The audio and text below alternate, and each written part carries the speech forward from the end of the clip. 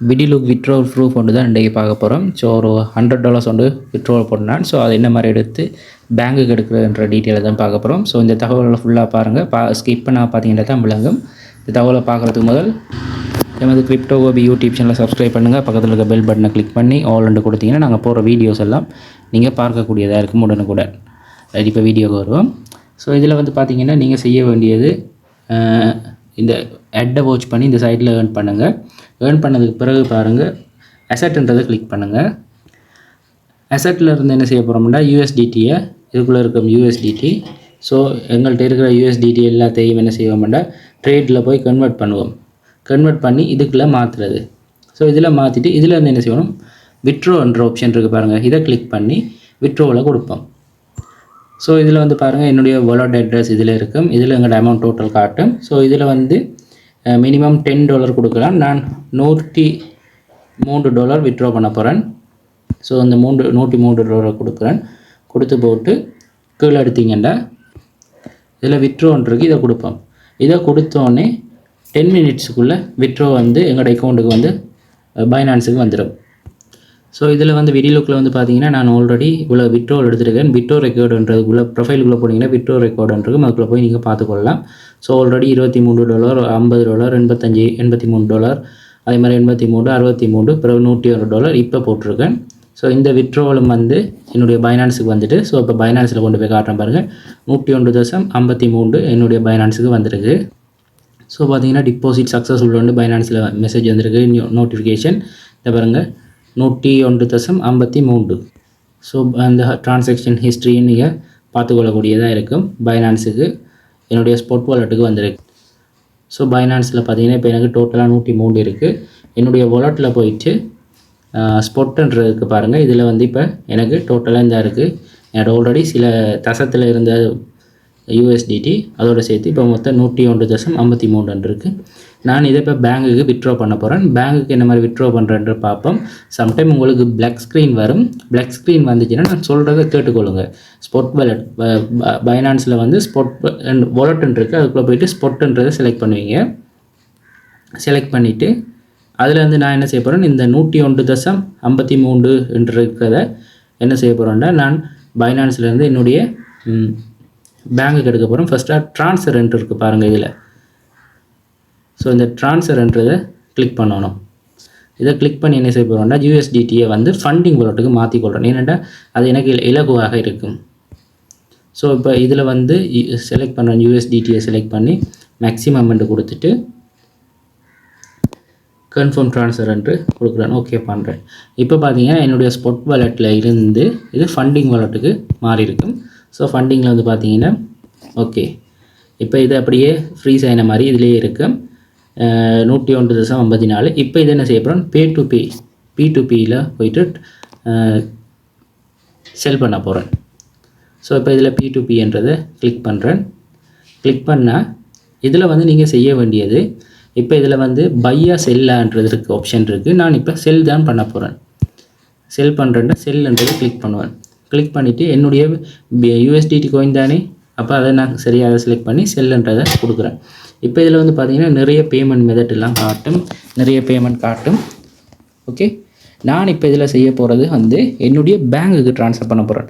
So நீங்கள் என்ன செய்யணும், ஃபஸ்ட்டாக போய் பேமெண்ட் ஆப்ஷனில் போய் உங்களுடைய பேங்க் டீட்டெயிலை கொடுத்தீங்கன்னா அதில் பேமெண்ட் ஆப்ஷனில் ஆட் பண்ணிடலாம். ஆல்ரெடி நான் இந்த சம்மந்தமாக வீடியோ போட்டுருவோம், போய் பார்த்துக்கொள்ளுங்க. இல்லைண்டா இன்னொரு தடவை நான் பிறகு காட்டுறேன். ஸோ இல்லை இப்போயே காட்டிடுறேனே பாருங்களேன். பைனான்ஸில் தான் நினைக்கிறோம். இதில் மேலே பாருங்கள் இடது பக்கம் மூலையில் ஒரு சிம்பிள் இருக்குது, அதை கிளிக் பண்ணுங்கள். இதில் வந்து பாருங்கள் பேமெண்ட் மெத்தட்ன்னு இருக்குது, அதை கிளிக் பண்ணுங்கள். இதில் வந்து பாருங்கள் P2P பேமெண்ட் மெத்தட்ஸ்ன்னு இருக்குது பாருங்கள், இதை கிளிக் பண்ணிக்கொள்ளுங்க.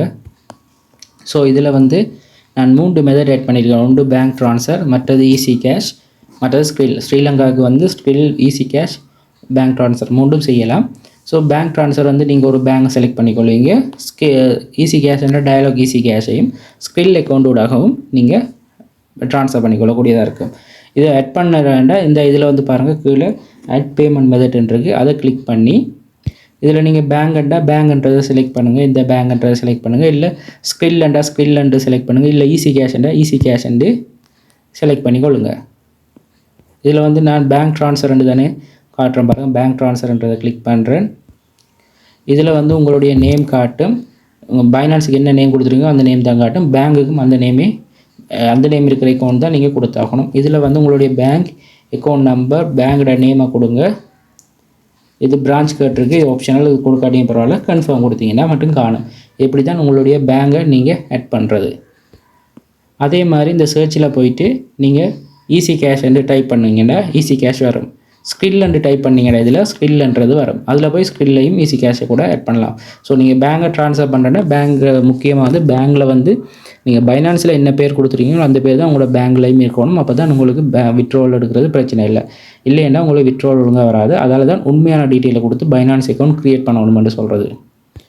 ஸோ இப்போ ஃபண்டிங் வாலெட்லேயே நிற்கிறோம். இதில் வந்து நான் P2P ட்ரான்ஸ்ஃபர் பண்ண போகிறேன், சேல் பண்ண போகிறேன், USDTயை சேல் பண்ண போகிறேன்.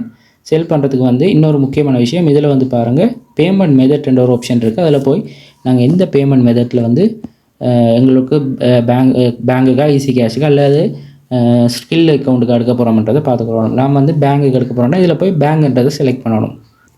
ஸோ கிளிக் பண்ணோன்னே இப்படி வரும். இதில் வந்து பேங்க் ட்ரான்ஸ்ஃபர்ன்ட்டு இருக்குது பாருங்கள். இது பேங்க் ட்ரான்ஸ்ஃபர் இல்லை ஈஸி கேஷ்ன்றதை செலக்ட் பண்ணணும். முக்கியமாக வந்து நீங்கள் பேங்க் ட்ரான்ஸ்ஃபர் ஈஸி கேஷ்ன்றது இதில் வந்து LKRல இருந்தால் ஓகே. இதில் கரன்சி வந்து LKRல இருக்கணும். ஈஸி கேஷ்ன்றா இதில் வந்து நீங்கள் பார்த்தீங்கன்னா அதில் வந்து USDT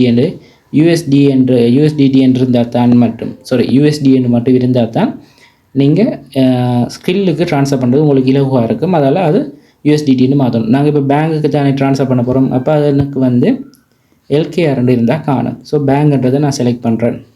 கீழே கன்ஃபார்ம்ன்றது அதை கொடுக்கணும். ஓகே, இப்போ கன்ஃபார்ம்ன்றதை நான் கொடுத்தேன்டா இதில் நீங்கள் பார்க்கக்கூடியது வந்து பாருங்கள். இதில் வந்து பேங்க் ட்ரான்ஸ்ஃபர்ன்றது இருக்குது. ஓகே, அந்த பேமெண்ட் மெத்தட் வந்து பேங்க் ட்ரான்ஸ்ஃபர்ன்றது இதில் காட்டணும். எனக்கு எல்லாத்துக்கும் பாருங்கள் பேங்க் ட்ரான்ஸ்ஃபர்ன்றது தான் இருக்குது. ரைட், இப்போ பேங்குக்கு ட்ரான்ஸ்ஃபர் பண்ண போகிறோம்.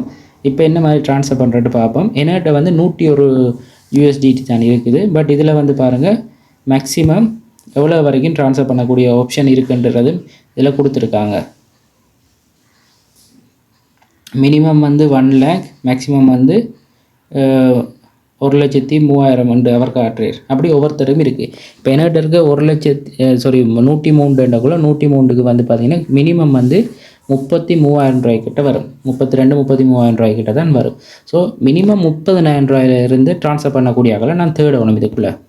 ஸோ இதில் வந்து பாருங்கள் 1,00,000 ரூபா, 1, 40, 3 லட்சம், 5 லட்சம், 79,000, 40,000 என்று இருக்குது. பட் அது எனக்கு காணாது.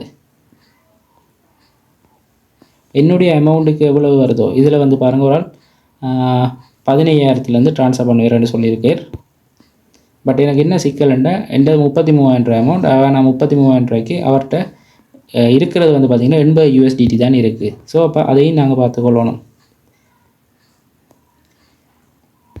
இவர்கிட்ட வந்து பாருங்கள் 59 USDT தான் இருக்குது. ஏன்னா 100 இருக்கிறபடியால் அது ட்ரான்ஸ்ஃபர் பண்ண இயலாது. ஸோ கீழே செக் பண்ணிக்கொள்வோம். ரைட், இவரை பார்த்துக்கொள்வோம். இவர் வந்து பார்த்திங்கன்னா 30,000 ரூபாயிலேருந்து 3 லட்சம் ரூபா வரைக்கும் ட்ரான்ஸ்ஃபர் பண்ணிடுவார். அவர்கிட்ட 1000 USDT இருக்குது. இந்த இருக்குது பாருங்கள் 1000 USDT இருக்குது. ஸோ இப்போ நாங்கள் என்ன செய்வோம், அவருக்கு அந்த நேமை வந்து இருக்க கிளிக் பண்ணி அவரை செக் பண்ணிக்கொள்வோம். ஸோ இப்போ அவரோட அக்கௌண்ட்டுக்கு நாங்கள் வந்துட்டோம். அவர் வந்து இது வரைக்கும் 81% கம்ப்ளீட் ரேட் என்று சொல்லியிருக்கு. அண்ட் அதை கிளிக் பண்ண அவர் ஒரு இதுதான் ஃபீட்பேக்னு பார்த்தீங்கன்னா இன்றைக்கி வந்து 8ஆம் மாதம் 7ஆம் தேதி எல்லாமே குட்டுன்ட்டு இருக்குது. ஸோ இன்றைக்கும் ட்ரான்ஸ்ஃபர் பண்ணியிருக்காங்க. ஸோ அவருக்கு ட்ரான்சாக்ஷன் நடக்குது. கீழே வந்து இன்னும் பார்த்தீங்கன்னா அவங்களோட ரேட்டிங் அதெல்லாம் பார்த்துக்கொள்ளலாம். ஸோ இப்போ பேக் வந்து கொள்வோம். ஸோ இவருக்கு நான் ட்ரான்ஸ்ஃபர் பண்ணி என்னுடைய பேங்குக்கு எடுக்கலாம். இது முதலாவது ஆப்ஷன். அடுத்தது வந்து அவருக்கு கீழே வந்து பாருங்கள் இவரும் இருக்குது. இவருக்கும் ட்ரான்ஸ்ஃபர் பண்ணி எடுக்கலாம். பட் இவருக்கும் இருக்கிற டிஃப்ரெண்ட் வந்து பார்த்திங்கன்னா இவருக்கு 98% இருக்குது, இவருக்கு 100% ரேட்டிங் இருக்குது. அதாவது இவர் வந்து 234 ட்ரேடில் 98% சக்ஸஸ் என்ற மாதிரி இவருக்கு இருக்குது. இவருக்கு வந்து பார்த்திங்கன்னா 184 ட்ரேட் பண்ணியிருக்காங்க, அதாவது சேல் பண்ணியிருக்காங்க, பை பண்ணியிருக்காங்க. இதில் 100% வந்திருக்கு. இப்போ நான் இவரையும் ஒருக்கா செக் பண்ணி பார்த்துக்கொள்வோம். இவரோட ஃபீட்பேக்கை பார்த்தா இவர் இன்றைக்கு வந்து 2-3 ட்ரான்சாக்ஷன் செஞ்சுருக்கேன், ஃபாஸ்ட்டாக செஞ்சுருக்கேன். ஸோ அப்போ நான் இவரை தெரிவு செய்கிறேன். எஸ்மேக்ஸ் USDT இருக்குது பாருங்கள், அவரை தான் நான் இப்போ தெரிவு செய்ய போகிறேன். ஸோ அவர்கிட்ட எனக்கு தேவையான காசு இருக்குது. எனக்கு 101 USDT தான் கொடுக்கணும். அந்த 101 USDT அவர்கிட்ட 620 இருக்குது கொடுக்குறதுக்கு, அதால் அது பிரச்சனை இல்லை. அதே மாதிரி மினிமம் 18,000 ரூபா கொடுப்பேர், 1,80,000 ரூபா வரைக்கும் அவர் ட்ரான்ஸ்ஃபர் பண்ணுவேன். ஸோ எனக்கு ஒரு 33,000-34,000 ரூபா தானே. இப்போ நான் என்ன செய்ய போகிறேன்டா, பேங்க் ட்ரான்ஸ்ஃபர் தானே, செல் என்ற ஒரு ஆப்ஷன் இருக்குது பாருங்கள், இதை கிளிக் பண்ணுங்கள். ஸோ இப்போ செல் என்று கிளிக் பண்ணோன்னே இதில் வந்து பார்த்தீங்கன்னா இதில் வந்து இப்போ என்கிட்ட இருக்கிறது வந்து 101 நான் செல் பண்ண போகிறேன். இதில் வந்து காட்டும் பாருங்கள் 101.54 USDT. ஸோ இதில் வந்து ஓல் கிரிப்டோ ஒன்று கொடுக்குறேன். ஓல் கிரிப்டோ ஒன்று கொடுத்தேன்டா எனக்கு 32,787 ரூபா காட்டுது.